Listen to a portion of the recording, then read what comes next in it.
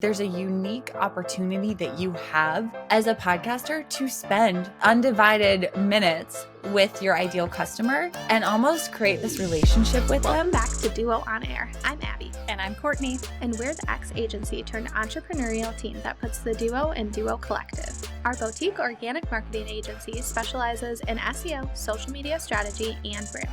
We're an everyday pair of business besties / marketing experts obsessed with helping our community learn more about what it takes to run a business. Which is why on Duo on Air, we're not holding anything back. We're giving you all the info we know about how to grow your business organically so you can be the confident CEO you were made to be. And how to navigate life as a small business owner. Whether it's on your own or with your best friend by your side, so grab your coffee or your mimosa, we don't judge, and settle in for a quick value-packed episode of Marketing Tips. Hi, Abby. I'm so excited to be here with you. Excited. Same. So today we're going to do a podcast swap, which I've been super excited about these because it's just being smart about our time as entrepreneurs and still having great conversations. So we're both going to kind of chime in and share and support each other in answering questions that we have for each other that we think are going to serve our audience. I was going to say this is like a very selfish interview maybe, but also everyone else is going to benefit. So it'll be great. You know, the other thing that's super fun is we're both in Minnesota right now. Mm-hmm. So we're both Minnesota girls. Yes. And so while I wish we were doing this in person, we're pretty far apart. Yeah, I know. Where are you again? We're like north of Fargo-Moorhead. So we're by Grand Forks. I was going to say we were up in Grand Marais, like the tippy top of Minnesota, just this last week, which was fun. But my gosh, it's gorgeous there. So I bet it was like a wonderful trip. Yeah, it is beautiful. It's definitely going to be colder now, I'm sure. But yes, it was like the perfect end to now let's pack up the camper and put it away. So it'll be great. Same. My husband just winterized our camper, but of course we go down south in the winter. So we're counting down the days. Oh, okay. Abby, rub it for in. Those, sorry. Oh, for those who might not, in my audience at least, know who you and Courtney and Duo Collective happen to be, which I don't think that's many, but can you share a little bit about where you are and what you do and all that good stuff? For sure, yeah. So I am one half of the Duo Collective. My other half, Courtney, is on the design side. She's actually enjoying a very much needed vacation this week. Halloween is her favorite, so she is off decorating and getting ready for her Halloween party on Saturday and doing all of the fun fall things that she wants to do. So we are an organic marketing agency, just meaning that we specialize in non-paid strategies for growth. So Court is the brand side. So she's the one that makes everything about our brand pretty. And then I am on the SEO side. So I do a lot more in Excel, which scares her, and Illustrator scares me. So we kind of balance each other out really nicely. We have a team of 7 now, including us, which is really fun. So all women, all spread out around the world. So we have a designer in Scotland. We have someone in Maryland. We have someone in Chicago. So it's really fun to have like a spread out team and people touching all aspects of the business and just really helping to round out what we can offer to our clients. So we really specialize in helping people get seen and found and be memorable. So building brands that really stand out, again, are uniquely you, and then also helping you get found on search engines and having a well-built website with really good structure. So that's kind of what we specialize in with our clients. I love that. And then same goes. I would love to hear. So like our audience, I know, is going to be just completely jazzed to hear from you and all of the strategies you have. We have had on our list for some time now, like podcast growth strategies. And I'm like, I know we've had a podcast for a long time, but I don't know enough about this. So I'm beyond excited to have you on the pod to talk about it. So why don't you give everyone a little intro too? Oh, for sure. And one thing I'll say is you guys have the best brand. I mean, so it just makes sense that Courtney is such an expert in that because it's so beautiful. I've always loved it. So yes, my name is Kylee, and I actually come from the podcast world. I ran Amy Porterfield's podcast for 5 years, got the opportunity to go and work with Kathy Heller as her chief growth officer after that, and really just decided I wanted to go and support female entrepreneurs with their podcast growth. Because with Amy, we saw like a 234% growth based on really strategic approaches to it.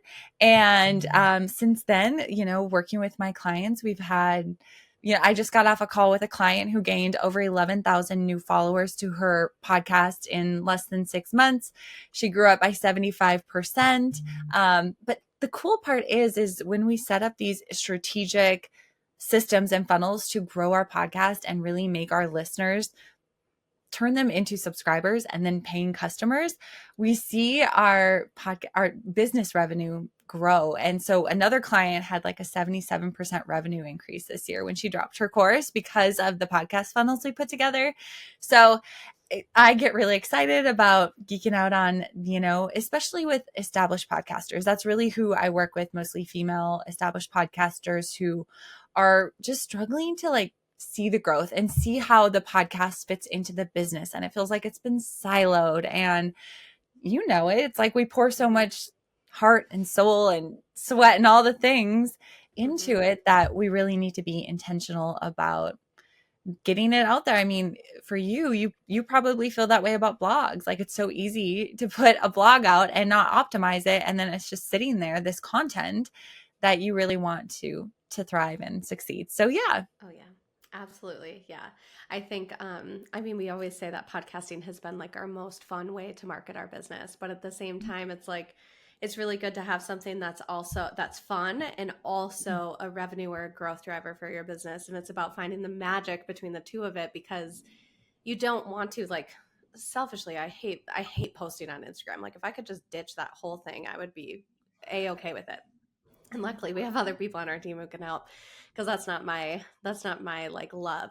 But this, like, podcasting is definitely one of our favorite things. So I think it is the magic of finding the way that you love to market and then figuring out how to do that in a way that can actually impact your business in a positive way. That's magic. I agree. I love that you said that your podcast has been one of the most fun ways to market, because I agree. And especially because it's not like a light lift. It takes a little bit to really get it going. So when we can actually use it as a marketing tool, magic can happen. Oh So yeah, I love for that. sure. Okay, can I start with, I feel like this is a perfect segue into a question. Okay, so I feel like we have a lot of listeners, and you likely do too, and there's just a lot of people out there who are like, I've wanted to do a podcast forever, or like it's just been on their list. And I'd love to hear from you, because you specialize in this, of like, what is the best why? Like, the reason why someone should start a podcast. Because I think sometimes it can feel like a buzzword, like everyone's doing it. I feel like I have to start a podcast.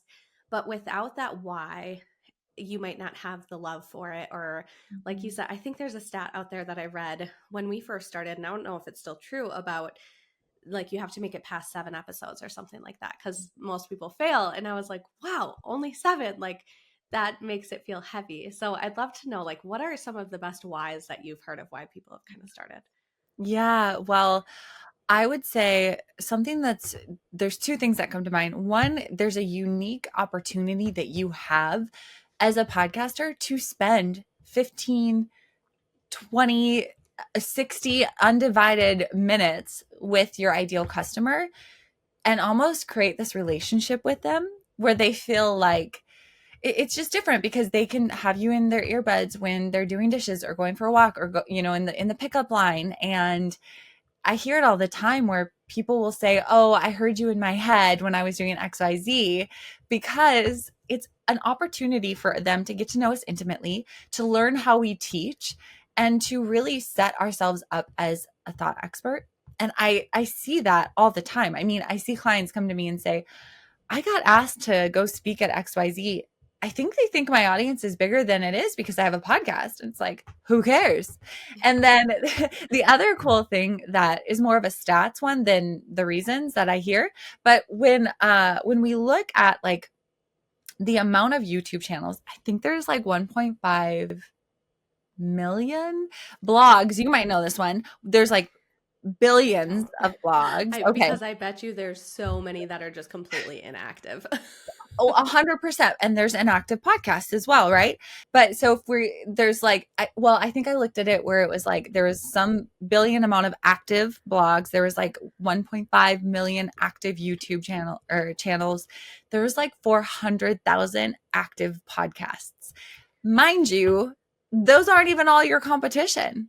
Right. And so when you think about sizing it down to like, we're both in the marketing category, I'm assuming. So when we size it down to the actual competition within that category, it's not that big. And to be able to like have that relationship and that platform to build a relationship with your audience that's so intimate, where and it just also when you're using SEO for your podcast on those platforms, it's so much easier to rank and get in front of your audience versus Instagram Mhm. and those types of things. So those are a couple reasons I truly believe a podcast, especially for female entrepreneurs, that's the way to go.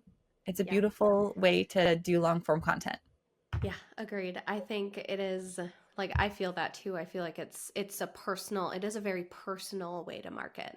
Mm-hmm. And it's like if you are out there being your real authentic self and talking to people just like as you are as a human without trying to like put on a mask or a costume or be someone else, it's going to feel natural, and it's such an easy way to connect and people hear your viewpoint because you can read one thing, but you hearing it's different. I think it's just such a different way to connect with your audience, and it's more unique than anything else.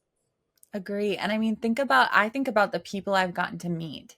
Like even you, Mm-hmm. even getting, I mean, we get to have this time together to get to know each other. And now, I hope we have this as like business best friends that, not best friends, business friends that we can continue Yes, besties. on. Maybe we'll be besties. I know. I know. Yeah, no, I think the opportunity for guest interaction and the way to meet people and like it is like it's not just a marketing tactic, it's a community tactic as well, like a way to grow your community in a more personal way. So I agree. I think that's one of the big reasons I would say, like, if I guess personally, if someone were starting a podcast just to monetize it, I think you'd probably feel a little bit unfulfilled in what you're doing, because I think that connection and that relationship building, it's the driver that kind of like keeps you wanting to go beyond those first 7 or whatever that stat Yeah. is. Yeah. I think they call it pod fade. And yeah, I think it's like 7 to 10 episodes. It's really easy to. Yeah. Yeah, and I think a big reason for that is because you don't figure out how to batch your content and you don't figure out how to delegate, editing out, because editing will burn you out. So if you are a female podcaster, or anyone, I guess, but who is thinking about starting a podcast, if you can delegate out editing your podcast from the get-go, I highly recommend it. It will make such a difference for you. Yeah, I think that's really good advice. I mean, I delegated it to my husband. I don't know that he loves that, but he does it. And he's great at it. And so I think that is something that has helped us succeed at the beginning, because recording is fun. Court and I sit together and record and bring on guests occasionally and all of that. But it's a lot of work then behind the scenes. Like after you're done recording, it's not done unless you have other help. So I do definitely owe that to like all the people who have helped us behind the scenes, from writing show notes, which I'm sure we're going to talk a whole lot about, and blogs and all of that, in addition to editing. Like if we had to do everything, yeah, we might have been stuck at that 7. Yeah, 100%. Okay, so I want to ask you a question now. Mm-hmm. Talk to me about, well, I've heard that people feel that SEO isn't actually that effective anymore now that we have AI. I'm sure I actually just followed your launch. And so I know this was a big topic in it. So what is going on with that? What do we need to know? What's important for us? Because I'm all about having your show notes as a blog style show notes. And we're going to talk. Yes, we're definitely going to talk about that. But what do we need to know has shifted within that world? Yeah, so I think a lot of the mindset is that AI is replacing SEO, which isn't the case. I like to think of them as they are just like conjoined now. They're just like they married. They got together and now they are one, and we have to do both in order to be successful on both. So I always talk about, the way SEO works is that search engines do 3 things. So they crawl your website, they index your content, and then they rank you. So you have to do those three things in order to show up on AI, because AI tools, the only way for them to cite you is if you already exist in the internet's index. And if you don't exist there, AI can't feature you. So you're losing this opportunity if you don't have a solid foundation for your SEO, because you can't be found anyways. So it's something where they work hand in hand. And I think if it's not like you can just skip SEO and jump straight to AI, like you have to be there and have that foundation. And a lot of times, the way that ChatGPT, Perplexity, Gemini, all of those tools are finding new podcasts is because they're indexed somewhere on the web.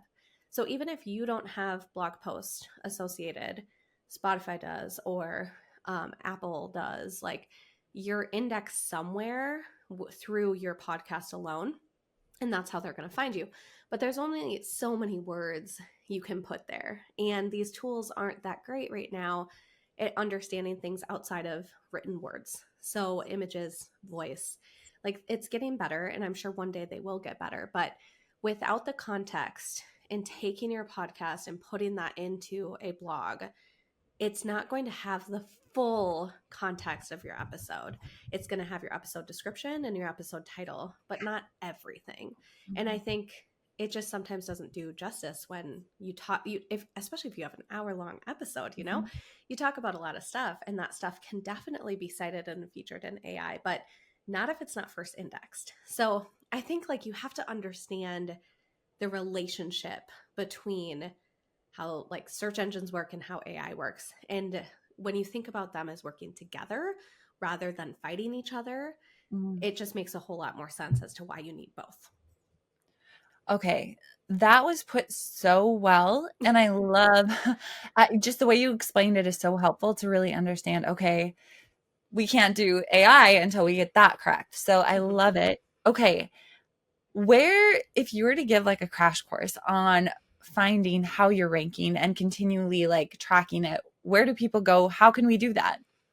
Yeah, so one of my favorite tools that I always recommend to like all of my students, all of my clients, if anyone's doing just SEO for just themselves. So I think sometimes it makes sense to maybe do a more expensive tool if you're doing SEO for others and you're working with multiple clients. But if you are just doing SEO for yourself, so just like podcast episodes, blog posts, like products, whatever it is that you're doing research on, I think Ubersuggest is a really, really great tool. And this tool lets you see everything from how your keywords are ranking, how your content's ranking, how your overall domain and website ranks. And that's kind of the best all-in-one tool that you can use, I'd say, to kind of see everything in one place. So there's a lot of like different one-off tools you can use. You can check your authority and your credibility with like a domain checker. You can check how many keywords you're indexed for with certain other tools and things like that. But the one that really lets you see everything, I'd say, is Ubersuggest. And they do allow 3 free searches a day. So you can use it strategically if you are very smart about how you're searching daily and stay on the free plan.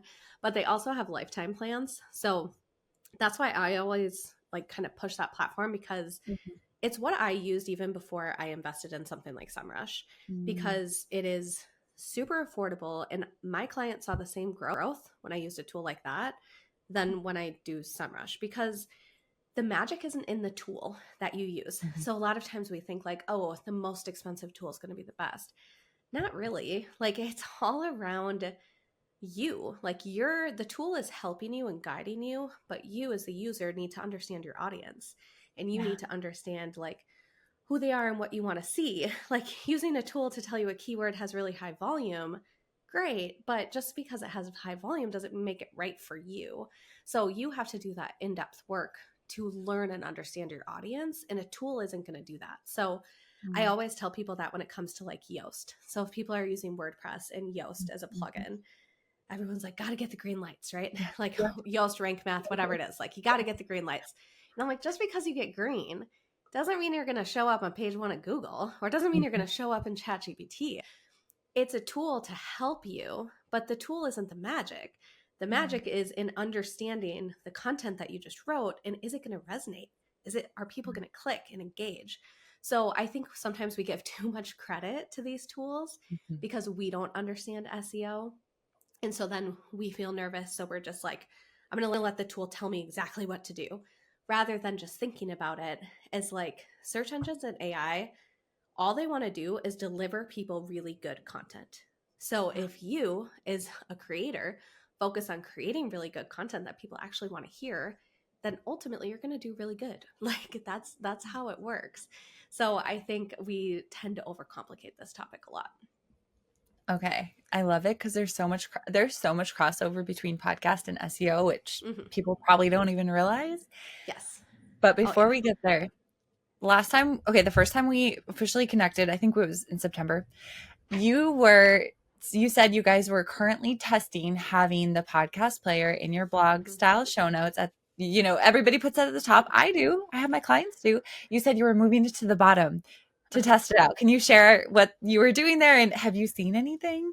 Yeah, so I don't feel like I have enough data to actually Okay. like showcase whether or Yeah. not this is working, but I can explain some of the reasoning as to why I did it. Mhm. So every page that you create in your website, including blog posts, all have the potential to rank on their own. Like you can think of them as like individual landing pages. So one of the reasons why I love creating blog posts for your podcast episodes is because now that's a whole new way someone can find your podcast, right? People can find you by searching on podcast platforms, but people can also find you searching on Google or asking ChatGPT or Gemini or whatever tool it is that you want to use. So it's a whole new world. And typically, if your blog post, if the main goal of your blog is to attract people in that digital world, not necessarily podcast listeners, then I don't want that first thing being that podcast episode to deter them from actually reading the rest of it. Because there's a lot of different formats of show notes out there. So, like, some people just do transcripts, some people just do bullets. And I'd love to pick your brain on this so we can talk about this in a second. Some people do full on blog posts. And so people might see that and immediately bounce back out and be like, oh, I don't want to listen to a pod. I just wanted to see Mhm. like what this topic was about. And also, there's another metric for performance. So, core web vitals, I'm not going to get into all the nitty gritty. It's like the fancy new word for page speed. So, Okay. it's these three metrics that break down page speed in even more specificity, and telling you how your page is loading. So, one of them is how the first part of your page loads. So, like anything above the fold, how quickly does it load? So, if you have things like embed codes and heavy content sitting up top, it's going to take a little bit longer for that content to load. So, typically, my recommendation, if I'm any other post, like other than podcasts, is like put your embed codes at least below the fold, like so that it takes longer, or that it loads later so it doesn't take longer for a page to load. So, because of that, I was like, I wonder if that would impact the performance on the blogs. If having that podcast, if it's loading just a little bit slower, maybe it won't be as optimized as it could be. Mhm. So, that's one of the reasons why we just decided to shift it to the bottom. I'm still experimenting with like, should we have like a jump to link, like a jump to the podcast or something like that within the blog? But if you go to our Duo Collective /blog, you can see like all of our recent episodes, put it at the bottom with like a sign off down there. And we just recently started adding in YouTube. So now I'm also like experimenting rather than putting everything at the bottom, I'm mixing it in. Mhm. So I feel like this is something like, even as an SEO expert, I'm using air quotes here, you're still testing and learning all the time. Like there's never a right answer. It's just like, what's going to work? What's going to work? You test and then you look at the analytics and then you see how it works. So because blogs take a while to just like start tracking and show performance, typically I tell people to look at like 3-month windows at a time. Okay. So I don't think it's been a full 3 months that we've been doing this. So it'll be interesting to continue to track this. But I feel like my gut is telling me that this might be more successful for the blog in particular. And ultimately, like if I think about the goal of that blog, it's not to promote the podcast solely. It's to bring new people to my website. So if I think about it in that sense, it's kind of like, it's okay. It doesn't matter that it's not the first thing. It can be later. Okay, I love this. And I do work with my clients on creating really rich, SEO rich blog style show Yeah. notes that are more fleshed out. Because why not? Like we have this amazing content. If we can turn it into a blog, a readable blog, we can reach more people. And at the top, we do a player, and then in the middle is the YouTube. But I personally, now that I'm thinking, because in my head, I like see my template and my format that I recommend. And I do love the idea of taking the player and putting it below, just below the fold that says something with, if you want to listen to the podcast, you can do so here. So I'm excited, and you'll have to keep us posted on what you see. But it I makes know, sense. I know, I know. It does. It's like, it does make sense. And I think it's something I never really thought of because it was just like, everyone's doing it this way. But I think that's also the magic. And like, Mm-hmm. what if we just try something different? Like, what if we just do something different and see what happens?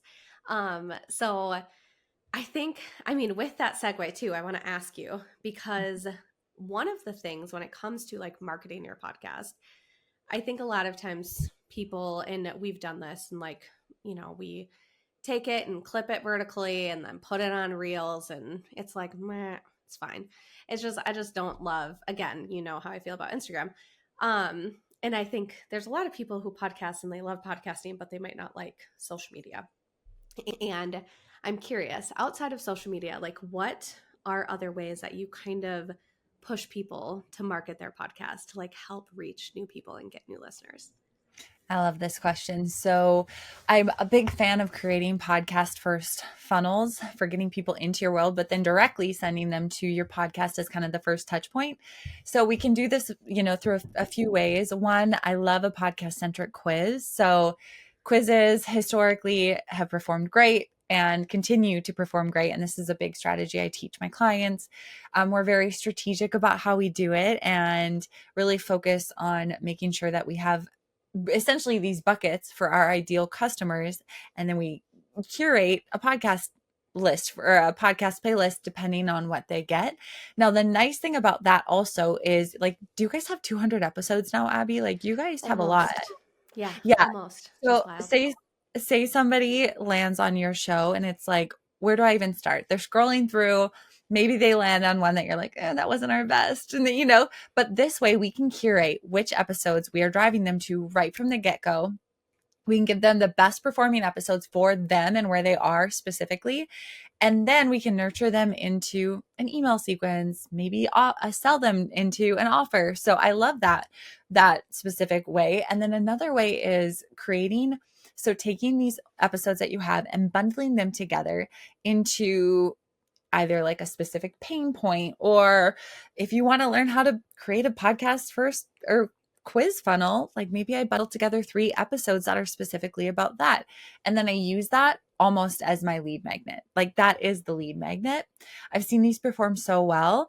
And actually, I feel they perform better on Instagram when you use them as like, the freebie that you're driving people to over a B-roll or a carousel than having the reels from one episode. Like, it gets more engagement, people are more excited about it, and it gets people to our email list and episodes. So I love those ones. Another way is obviously through our newsletter. Like, engage with your audience every week. I really love lifestyle newsletters versus just this is this week's episode kind of newsletters. I think a lot of people just got sick of those. And so really the trend that we're seeing is these really engaging kind of lifestyle type, newsletters. Like, I think about for you guys, you did your thrift store, shopping. And it's like, that's super fun to put in your newsletter and take them behind the scenes, or, talk about SEMrush or Uber Suggests. And then, oh, by the way, this is the podcast episode we released this week. So doing that. And then you can use your website, use pop-ups, use banners on your website. I had one client actually tell me, so we created bundles and then we did pop-ups on our website. And she said to me before we did them, I just don't know. I feel like this is slightly a waste of time because I just don't know that I have traffic going to my website. And she had like 3,700 people opt in to this bundle in the first 10 days from her website.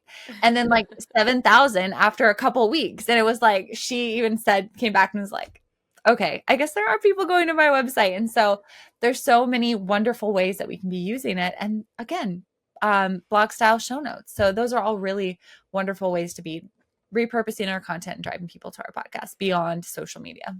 Yeah, I love that because I mean, obviously you get to a point where you have 200 episodes and you have some really great ones, but they're older and you got to Mhm. scroll for a long time to find them. And yeah, it's such a great way to take that content that's really, really good and continue to use it. And I love that idea of not just promoting single episodes, because that's kind of what you think of as like, hey, I published an episode. Now, what am I going to do? I'm going to email my list. I'm going to Yeah. post it on Instagram. I'm going to do a YouTube, whatever. So I think that's really, it's an interesting approach and also kind of simplifies things rather than Yeah. just having to focus on that one episode that you're pushing out.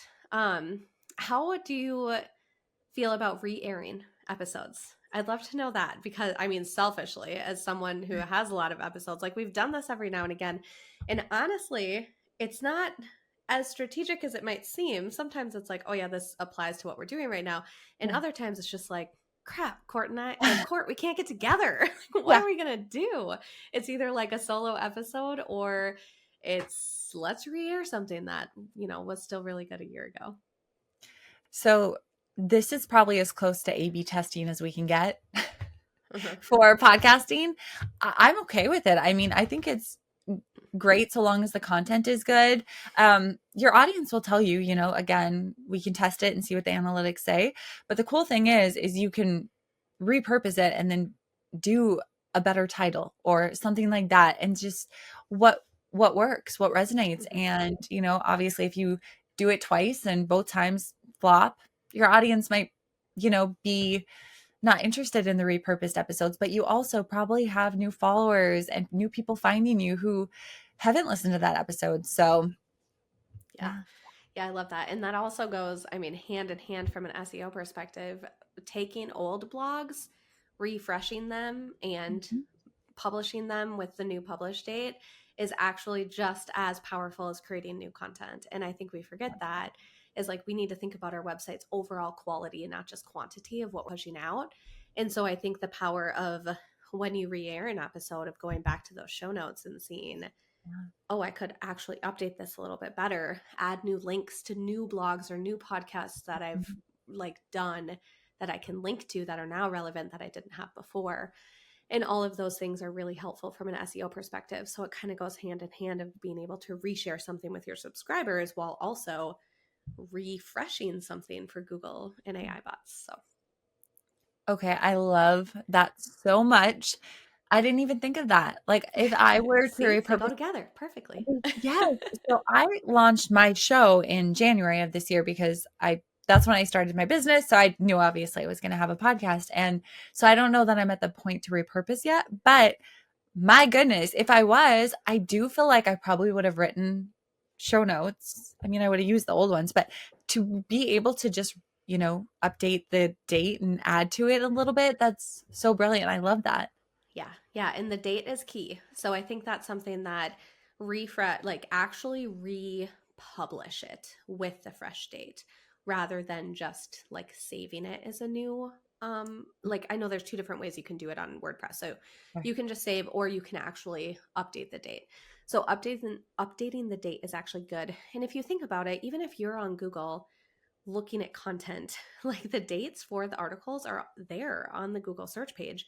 And if you see something that says 2016, you may not click on that because you're like, that is almost 10 years old. Like, why is that still going to be relevant? So, actually, changing the date is a good thing, Okay. not only for Google, but humans too, because I know I look at that Mhm. even subconsciously. Yep, I do too. Okay, so do we have to be on WordPress to rank? No, no, you don't. Okay. This is like, that's a big thing that a lot of people say, just like your website needs to be built on WordPress or it needs to be custom developed or all of this stuff. And it doesn't matter what platform you're on.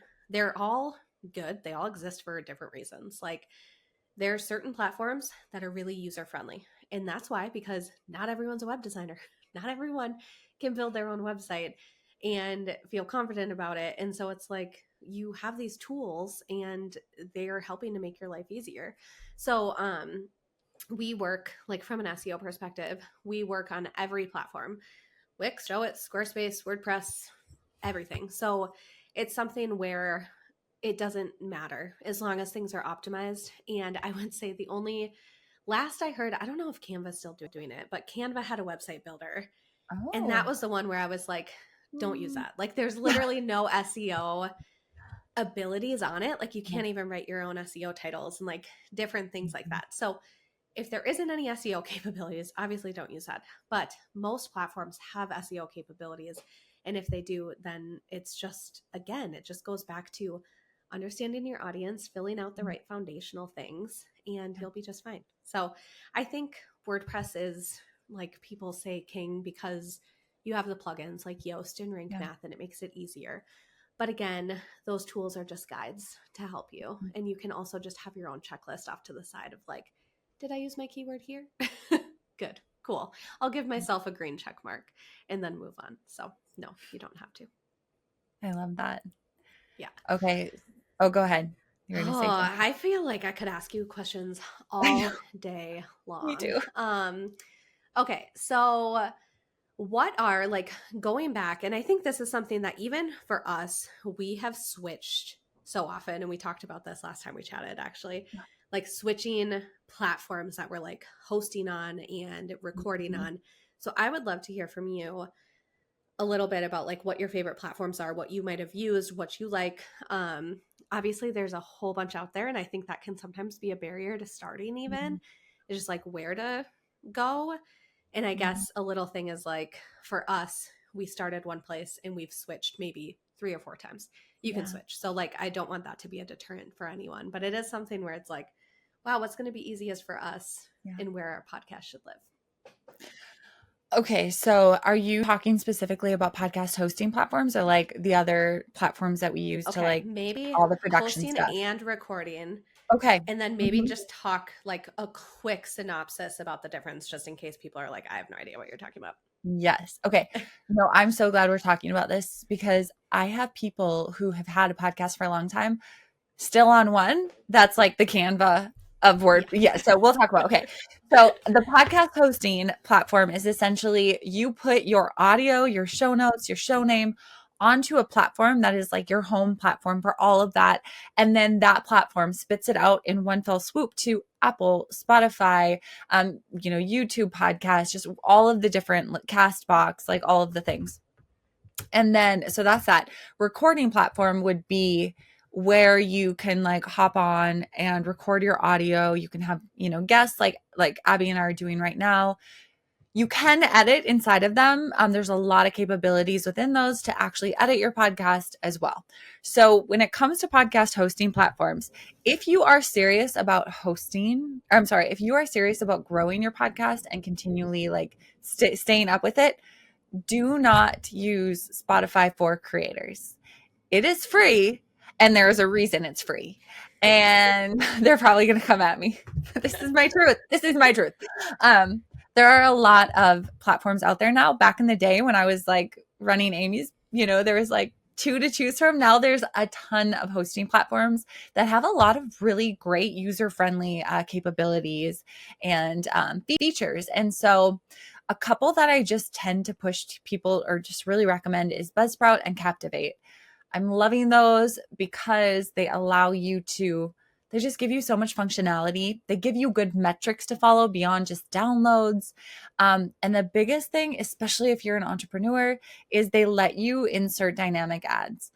And so dynamic ads are ads that you essentially, they're more timely and you can like insert them into specific episodes or your entire back catalog. So Abby pushes go on it and it goes across 200 episodes promoting the course that they're launching right now. And they can have it live for a week or 2 weeks, and then you can take it away really easy. So anybody listening to this, you hear these all the time. A baked in ad is, say Abby and I are promoting something or organically we mention it in this show. That will live there forever. I'm never going to go back and remove it. It will always be in that, even 2-3 years later.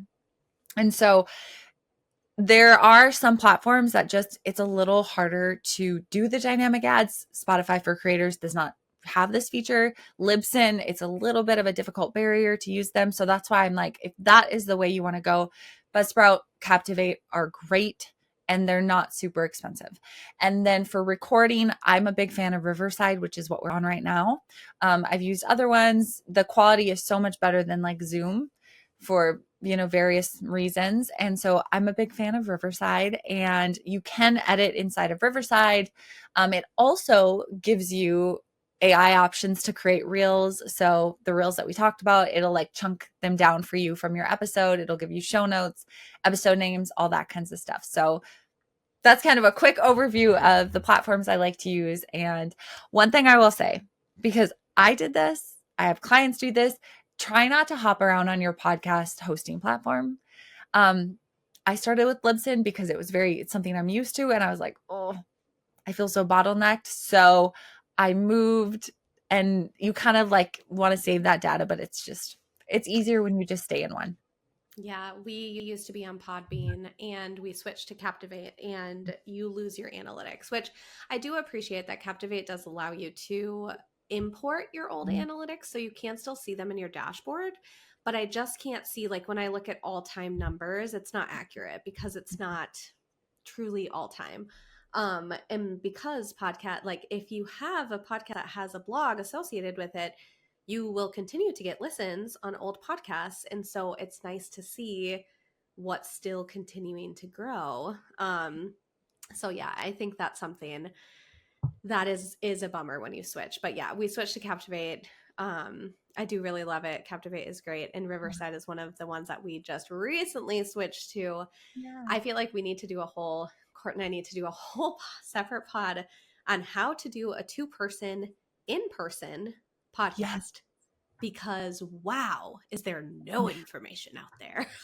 Like, let me tell you, trying to figure out how to get your audio on 2 different lines so that you can clearly edit it while you're in the same room with a recording device. It's just is wild. Like, it is blowing my mind how complex it is. And I'm like, there has to be an easier way, because this is like what I do all day long, is like take really complex topics and boil them down into something really simple. And I'm like, why can't I figure this out? I'm smart. Like, it's wild. So TBD on that, but we will share it once we figure it out, if we ever figure it out, because it is wild. So Riverside, thankfully, has been very helpful, though. I've emailed them a few times being like, what am I doing? So this is easy. Like, us talking virtually, in person is a whole different ball game. So that'll be fun to share in the future when I actually have answers. Yeah. Okay. I'm laughing because my husband and I, we pod faded, just because we're busy with the daughter and we were just doing it for fun. But, about a year ago, we started a podcast called The Full-Time Adventure. And because we live on the road full time with the daughter, and we just wanted to, people ask us all the time, like, all of our stories. Sprinkle in episodes on your pod.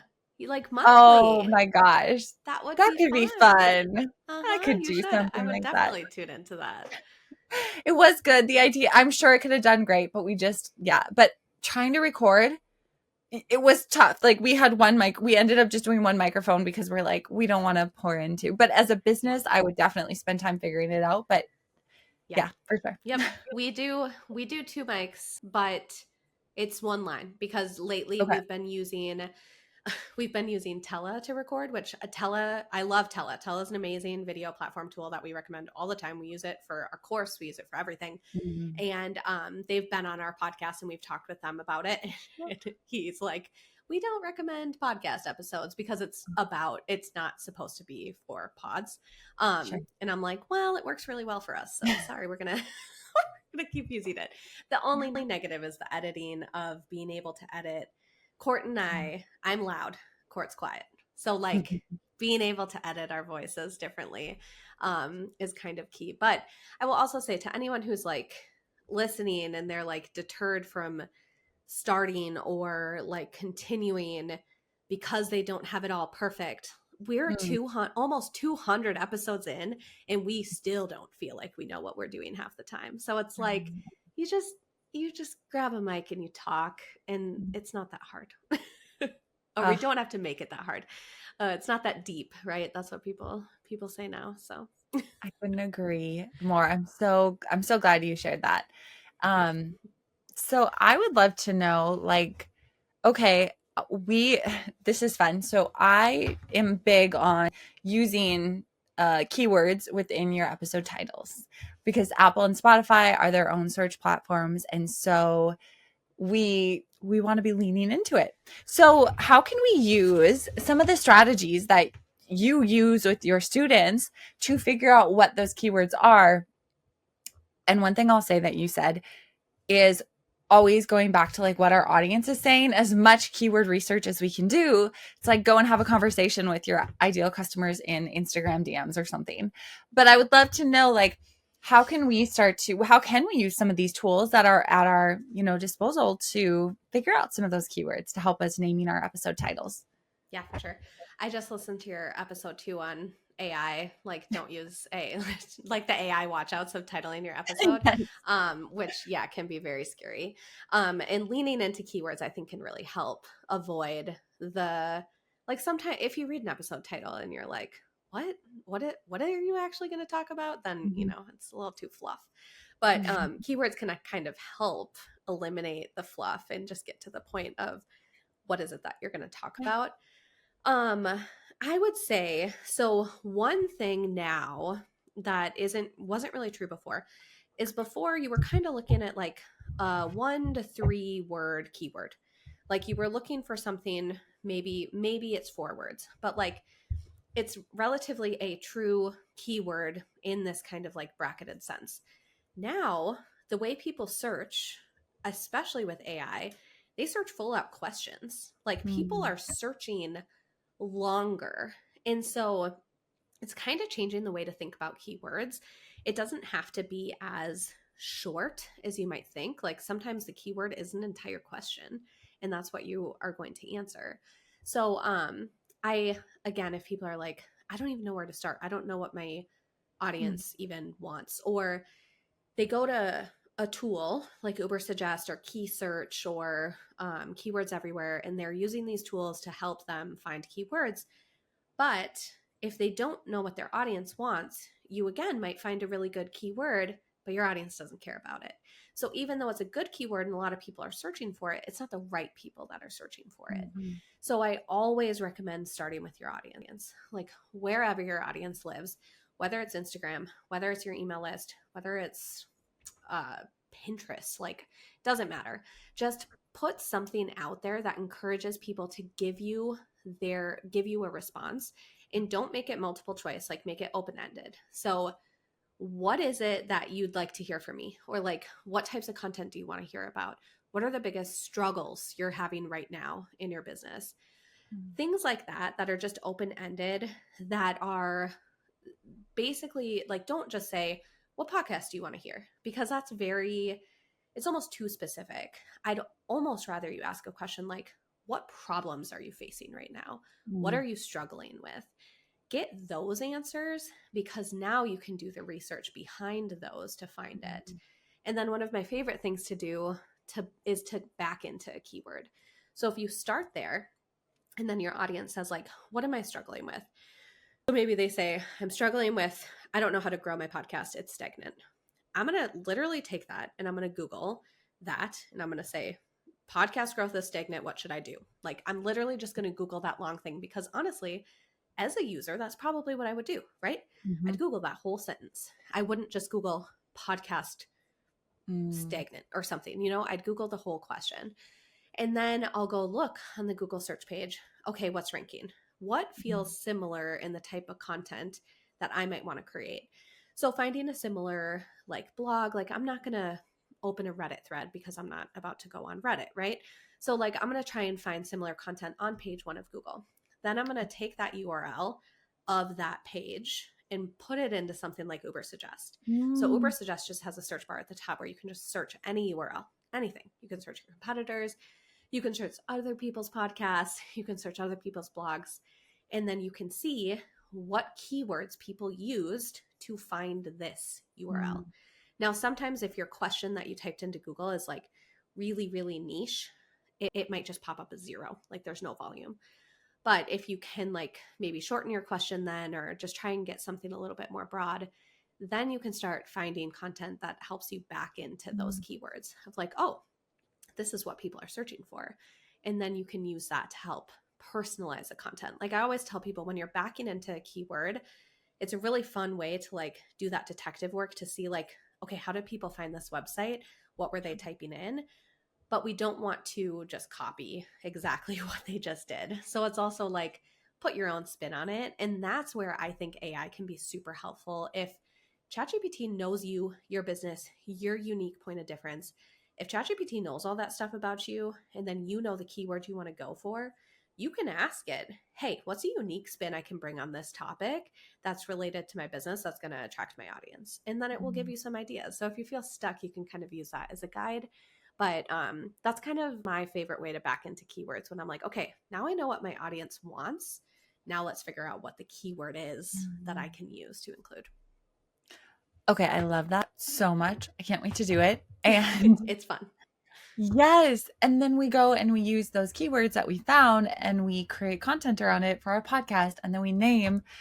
And one thing I'll say about episode naming is just like the titles, you can use the same keywords over and over in your titles because it continues to tell Spotify and Apple that you are the go-to expert for that. And then it'll start showing as the ranking for that. So yes, I love that. And bringing that again back to like what SEO and AI tools want now is that expertise. So like something that's been around forever, it's called EAT. So it's EEAT. And it's one of the most important things for showing up on search now and showing up on AI. So it stands for expertise, experience, authority, and trust. You need to like showcase your expertise, your experience, and have your authority in your own topic and prove that people can trust you. So this is things like testimonials, showcasing case studies, like talking with other experts and authority figures in the industry, just like showcasing your experience and why you know what you know. Like, what can you say about like who you are and why you have this experience and expertise? All of that is actually tied to the credibility of your domain. So your .com is all tied to this factor. And if these tools trust you, you're going to pop up a lot higher. So that's something too that like it's so much easier, I think, to showcase your expertise and your experience on something like a podcast because you can actually talk about it. And most of the time when you're on guest podcasts, like one, that's a backlink, which is a link of you on someone else's website, which is another trust signal. Like this person trusted me to put my website on their website. So because of that, now Google is like, oh, you must know what you're talking about. You must have authority in this topic. And it gives you that little boost. So it can be such an easy way to grow your SEO and just kind of tie everything together. Oh, this is so fun. I really do feel like we could keep going, but I think at the end of the day, what we know is that podcasting is an SEO play. And so everything that Abby teaches is very similar to, things we can be using as podcasters as well. So yeah, absolutely. This has been great. I have really loved just like hearing some of the strategies. I think podcast growth can feel like such an I think a lot of times we think, okay, I need to push ads or I need to do something like that. And especially when you have a lot of content, like I love the strategies of being able to use a quiz and being able to drive people in and using your content as freebies. Like it's just a no-brainer because it allows you not to have to create something new, but repurpose what you already have and something you're already proud of. So I love things that feel easy and simple because we have enough to do, right? We do. Oh, one thing I wanted to say though, that's so cool. I love that you mentioned like case studies on your website. So where my mind goes is how we can do this as a podcaster. For instance, I have a student who's going to be coming on. We had such great success. I'll interview her and then I will essentially turn it into a blog, which is basically a case study. and boom, I love it. Like, I love that we can do that. We can literally lean into our our SEO, and also use it to grow our podcast, drive people to our offers, all of the things. I know. I love it. We did just do a podcast. It hasn't, it's airing very soon, but we did one with a brand client of ours. We just launched her website. And so we talked about the whole process. And yeah, that is absolutely, I don't know why. I mean, I'm sure I maybe would have thought about it later, but now I'm like, duh, why aren't we putting that on the portfolio page? It's just like, it's just another way to like connect all of your content rather than being like, oh, I have one strategy here, one strategy there. Yeah. Like, let's just bring it all together and make it work harder. I love it. Oh, okay, Abby, where can people go to find you and Court and Duo Collective? Yes, we are at duocollective.com. We are probably most active, I would say, on Instagram from a social media platform. So duo.collective, and then Duo on Air is our podcast. Like I've said, we have almost 200 episodes to binge. And yeah, I think that's pretty much where we're most active. We do have an email. We have a Tuesday tips and sips and an SEO squeeze that comes out on Sunday. That is one of our more popular newsletters that basically is one thing you can do to better your SEO each week. And that's meant to be like 5 minutes or less. So that is kind of one of my favorite things to share. How about you? Where can everyone go to find you? Well, before I shut, I will say I've been on your newsletter for a long time and I love your newsletter. So Thank you. So I just this week launched a brand new product, which is called the Podcast Growth Toolkit. And so if you are like wanting to implement some of these growth strategies, you can go to podcastmarketinghub.com/toolkit to check that out. And then otherwise, I am on Instagram at Kylee, Kylee Chandler. So we went with my name for that one. And I like hanging out there because I love to get in DM conversations with my ideal or my followers and my ideal listeners and everyone and just have conversations there. And then otherwise you can get on my newsletter at podcastmarketinghub.com and all the good things. Yeah. Awesome. Yay. Well, thank you so much. This has been just awesome. I'm so excited. We might need to do a part 2 later. I was thinking that too. I'm like, we didn't get hardly to any of our questions that we actually had. So we will have like a mile-long Word doc of just all these questions that we want to ask. So I know. I love it. Let's plan another after your maternity leave. Let's get back on and all that good stuff. So Abby, this was such a gift. Thank you for your time. Thank you for your knowledge. Thank you. This is awesome. If you like this episode, please be sure to share it with a friend and subscribe so you don't miss any new episodes dropping every Monday. Plus, if you haven't already, please go ahead and leave us a review and don't hesitate to share any new episode ideas. We absolutely love hearing from you and creating this content for you. See you next week.